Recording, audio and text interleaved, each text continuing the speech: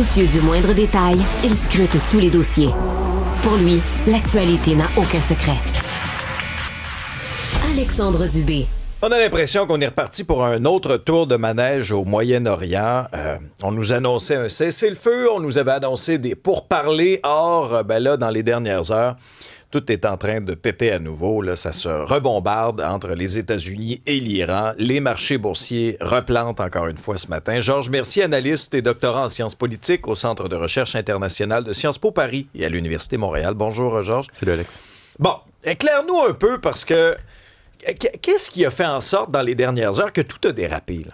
Plusieurs éléments. D'abord, partons du connu pour aller vers l'inconnu. Les États-Unis et l'Iran avaient signé un accord cadre qui était assez généreux envers l'Iran. Essentiellement, tout ce qu'on leur demandait de faire du côté américain, c'est on négociera sur le nucléaire plus tard, on va lever les sanctions pour vos exportations pétrolières, on va vous promettre des investissements, on va tenter de vous aider économiquement.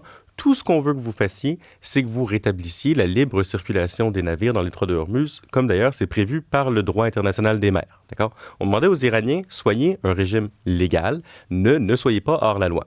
Le gros problème, c'est que les Iraniens, depuis le début de la guerre, ont vu le détroit de Hormuz et se sont dit, écoutez, c'est une arme massive pour notre position géopolitique. On peut s'en servir pour essentiellement prendre à la gorge l'économie mondiale et grâce à ça, on n'aura pas à faire des concessions sur nos programmes balistiques, notre soutien aux milices du Moyen-Orient ou sur le nucléaire. C'est notre politique d'assurance-vie.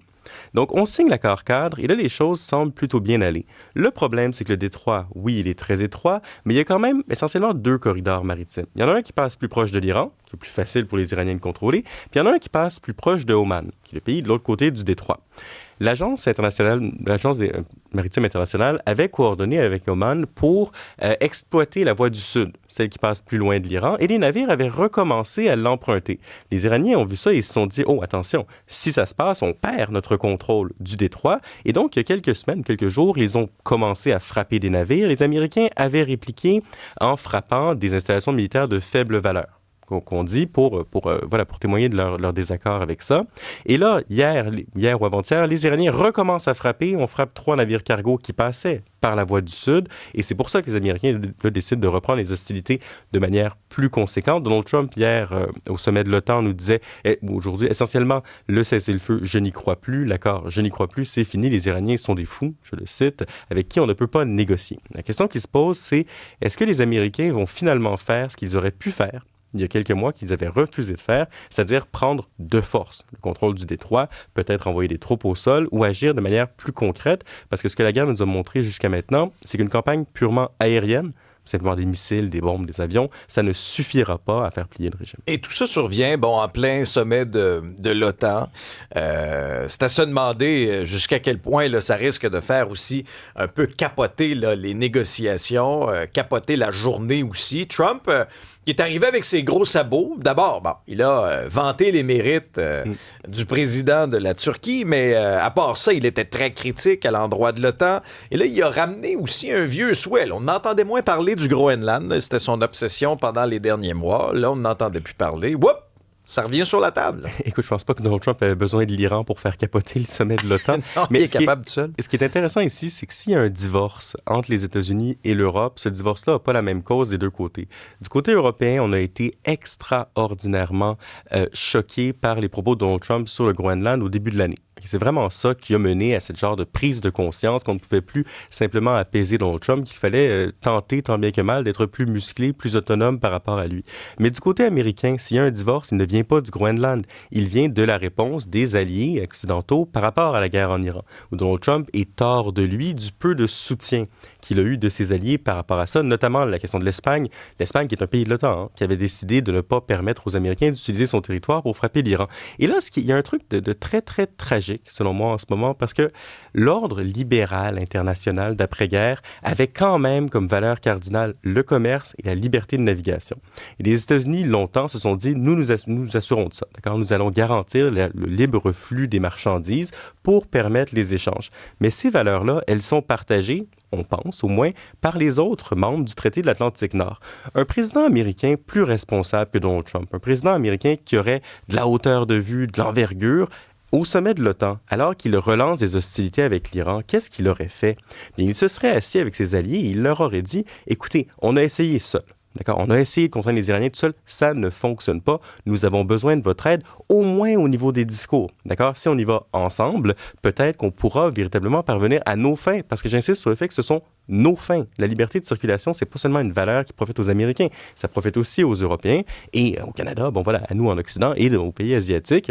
Il n'est pas capable de le faire. Moi, ce que j'aurais aimé voir, là, c'est voir un président américain qui arrive à la tribune, qui détaille clairement les tenants et les aboutissants de ce conflit-là et qui dit à ses alliés, là, vous êtes avec nous ou vous êtes contre nous, mais vous devez choisir maintenant. Évidemment, Donald Trump ne le fait pas, il les insulte, puis après, il chialera qu'il n'a pas d'aide.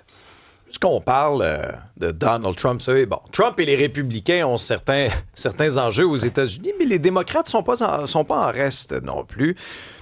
Le cas Graham Plattner, et ça, c'est fascinant, là. Il est le candidat démocrate dans l'État du Maine, OK, pour le Sénat. Et il a toute une feuille de route. Il y a plusieurs squelettes dans son placard aussi, si bien que quand on regardait ça de l'extérieur, je regardais ça, j'étais comme, qu'est-ce qu'il fait là, lui? Pourquoi les démocrates veulent aller jusqu'au bout avec lui? Est-ce que les démocrates commencent à regretter là, leur décision? Parce que là, il y a de nouvelles allégations là, contre lui. Oui, essentiellement, imagine-toi un travailleur. Okay? Oui. Dis-toi que toi, tu habites en ville, okay? Tu ne travailles pas trop avec tes mains, mais tu veux un travailleur parce que tu penses que les électeurs veulent des travailleurs. Okay? Ils veulent quelqu'un de vrai pour porter des valeurs plus progressistes. Ben, Graham Plattner correspondait à ça. Les stratèges démocrates l'ont regardé, ils se sont dit « Hey, un gars en bras de chemise de même avec des tatous, c'est un vétéran. En plus, il y a eu un parcours du combattant, il a combattu ses démons. Ce serait peut-être une bonne image. Il y a la bonne face pour la job. » Donc, lors des primaires démocrates pour le Sénat dans le Maine, il a été élu pour son apparence. Il semblait pouvoir incarner quelque chose que le Parti démocrate plus urbain, plus progressiste, plus propre en quelque sorte, ne pouvait pas incarner. Malgré le fait que dès le départ, c'était un homme qui avait un passé assez miné. Bon, il y a des posts sur Reddit, qui est un site de discussion assez incendiaire. Il aurait un tatou nazi. Bon, il nous dit « Je ne savais pas que c'était un symbole nazi ». On apprend qu'il le savait finalement, puis qu'il faisait des blagues là-dessus. Ouais. Ben, c'est ça, c'est assez étrange. Et surtout, il y avait des allégations comme quoi son comportement avec les femmes n'était pas parfait.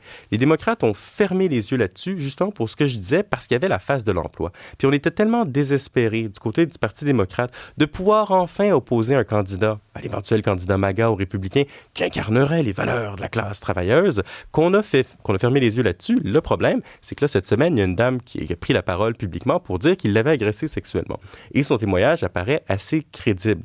Et là, ce qui est intéressant ici, c'est que ça met des démocrates assez prééminents dans l'embarras, notamment Bernie Sanders, qui avait fait campagne avec Graham Plattner. La question, c'est est-ce qu'il va se retirer? Il y a jusqu'à lundi, apparemment, pour retirer sa candidature, pour permettre aux démocrates de trouver un autre candidat pour le Sénat. On verra ce qu'il va faire. Mais le message que ça envoie, c'est que le processus d'évaluation des candidats a peut-être été mal fait du côté du Parti démocrate, puis l'image, c'est pas suffisant.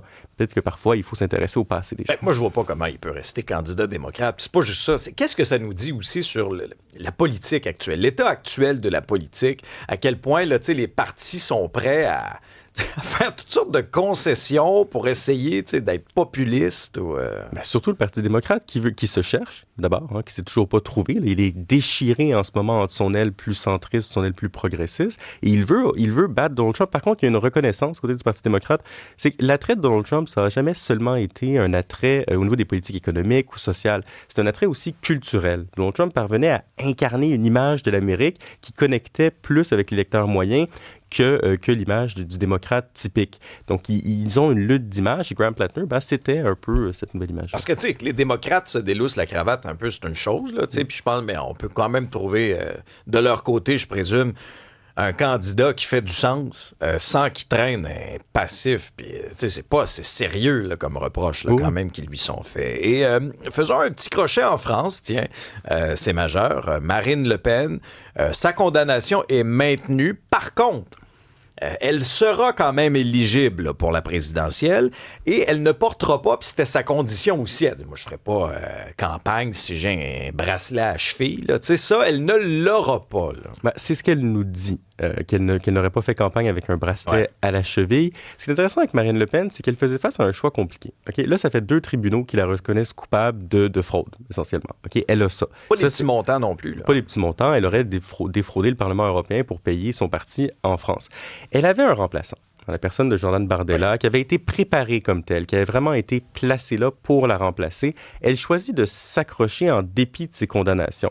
La question que ça pose, c'est est-ce qu'elle est en train de faire un Joe Biden d'elle-même? Est-ce qu'elle est en train de faire primer son ego à elle, son propre désir d'être éventuellement présidente, aux meilleures chances électorales de son parti? On verra. Elle a trouvé une stratégie astucieuse. Elle dit, je suis candidate à la présidentielle, mais ce fameux Jordan Bardella-là, il sera mon premier ministre si je suis élu. Donc, vous avez essentiellement quelque chose comme un ticket américain où vous avez deux candidats. On verra si ça séduit les Français. Merci beaucoup, Georges. À bientôt.